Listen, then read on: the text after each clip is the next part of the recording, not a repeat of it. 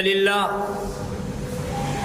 نحمده ونستعينه ونستغفره ونعوذ بالله من شرور أنفسنا وسيئات أعمالنا من يهد الله فلا مضل له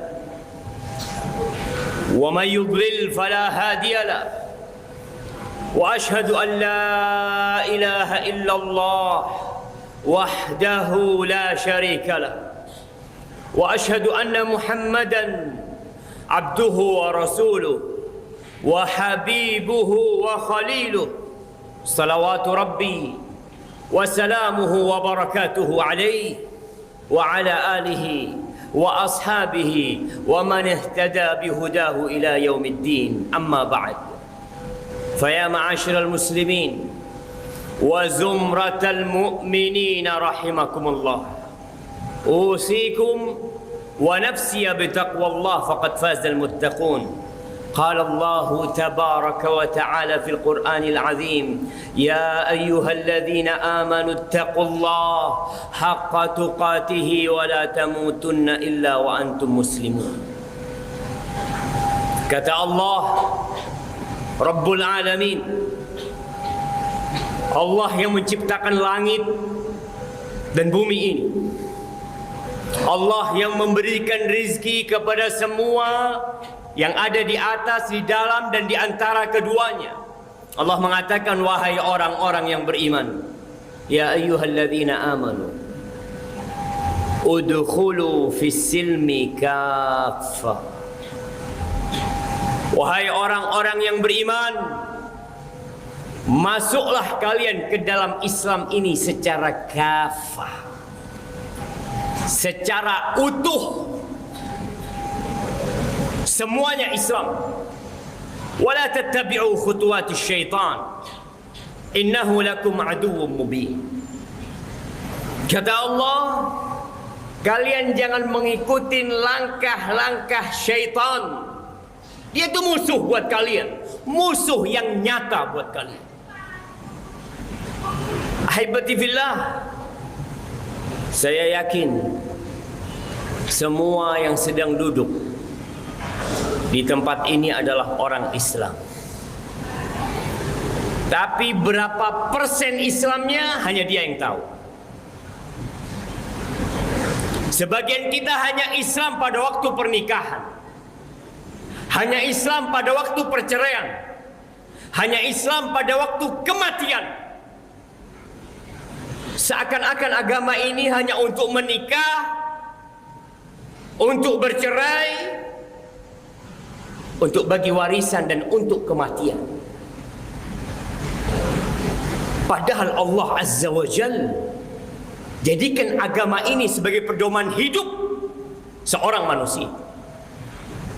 Sebagian kita nggak Islam ketika dia berada di pasar, seakan-akan dia tanggalkan Islam dan dia tidak paham apa itu Islam dalam perdagangan.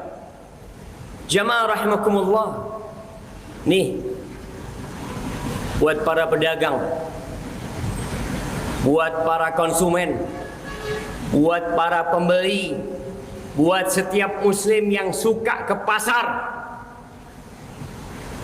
Apa kata Rasulullah sallallahu alaihi wasallam? Ahabbul biqa ila Allah masajiduha wa abghadul biqa ila Allah aswaquha. Sebaik-baiknya tempat di muka bumi ini, tempat yang paling dicintai oleh Allah Azza wa Jalla adalah masjid. Silakan keliling di bumi ini, ketahuilah tempat yang paling dicintai Allah adalah masjid. Dan tempat yang paling dibenci oleh Allah adalah pasar. Bukan berarti orang tidak boleh ke pasar, bukan. Tapi Rasulullah SAW hendak mengingatkan kita, hati-hati tatkala engkau masuk pasar. Sebagian orang tiap hari masuk pasar dan tidak pernah baca doa masuk pasar. Sebagian orang turun-temurun berdagang tapi tidak pernah tahu hukum berdagang dalam Islam. Kenapa pasar ini dikatakan tempat yang paling dibenci oleh Allah Azza wa Jalla? Salman Al-Farisi, sahabat Nabi kita radhiyallahu taala anhu, mengatakan, la takun awwal man yadkhul ila al-masjid atau awwala dakhilin ila al-masjid wa akhirah kharijin min al-masjid. Engkau jangan pernah menjadi orang yang pertama masuk masjid, yang terakhir keluar, yang pertama masuk pasar dan terakhir keluar pasar. Kenapa?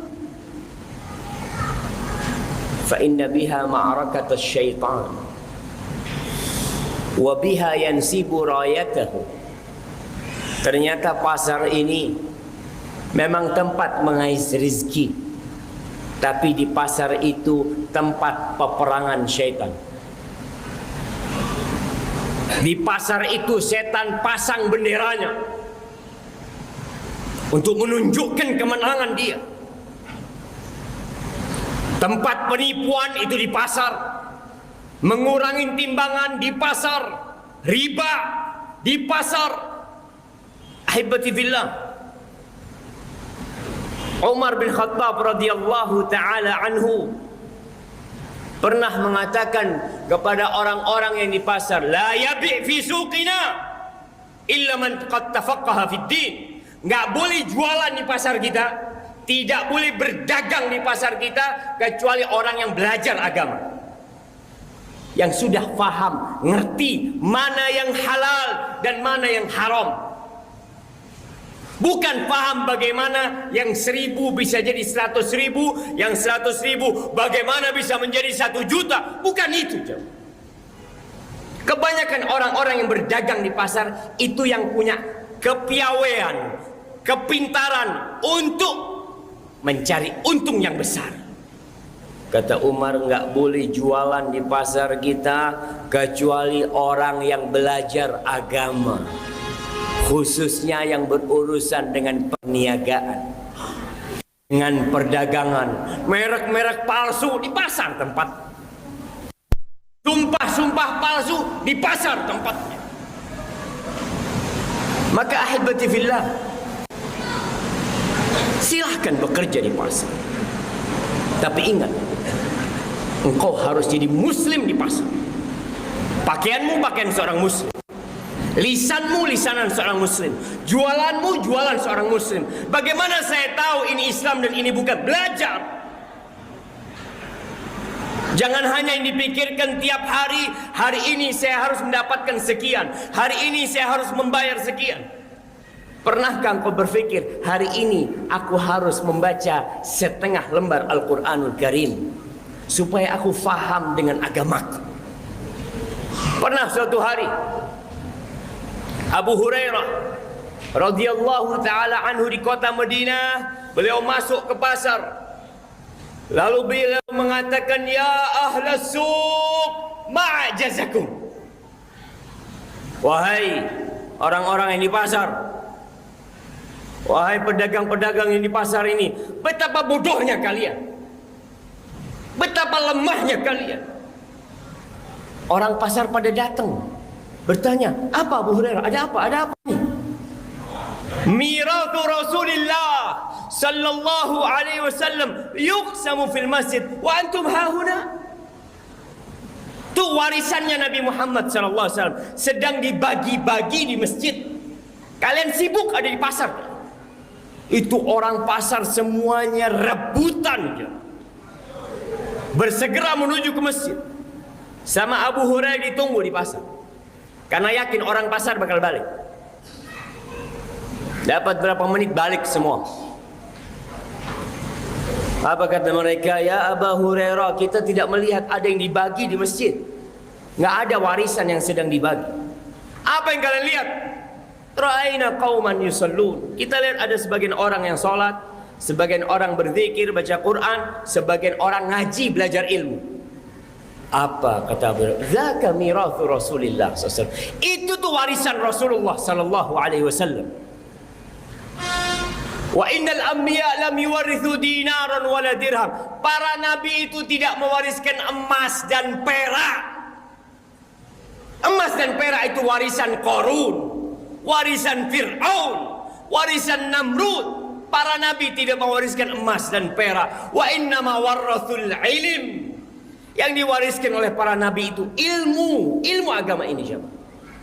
Faman akhadahu akhadha bihadzin wafir. Siapa yang ngambil itu ilmu, maka dia ngambil keberuntungan yang besar sekali, jemaah. Aqulu qawli hadza wa astaghfirullah li wa lakum wa lisairil mu'minin wal mu'minat fastaghfiruhu innahu huwal ghafurur rahim. Alhamdulillahi rabbil alamin. Wa bihi nasta'in ala umurid dunya wad din.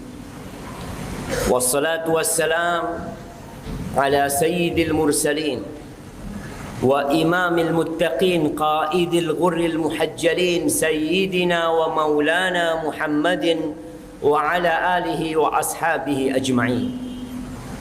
أما بعد، جماعة رحمكم الله, kita sering mendengar peristiwa-peristiwa pembunuhan, terputusnya tali silaturahim antara ayah dengan anak, paman dengan keponakannya, abang sama adiknya. Apa sih penyebabnya? Harta, uang, dunia. Rasulullah sallallahu alaihi wasallam pernah mengatakan, wallahi mal faqra akhsha alaikum. Demi Allah, tidak takut kalian ditimpa kefakiran, enggak takut. Beliau tidak takut kita ditimpa kefakiran. Wa innama akhsha an tubsata alaikumud dunya kama busitat ala alladhina min qablikum fatanafasuha kama tanafasuha fatuhlikakum kama ahlakatuhum. Yang aku takutkan tatkala dunia ini dibentangkan buat kalian, dibuka pintu dunia buat kalian, lalu kalian berlomba-lomba, bersaing untuk mendapatkannya, sehingga dunia itu akan menghancurkan kalian. Sebagaimana orang-orang terdahulu yang bersaing mengumpulkan harta, mereka hancur dan binasa karena sibuk ngumpulin harta. Ahibati fillah, kita bisa melihat kondisi diri kita.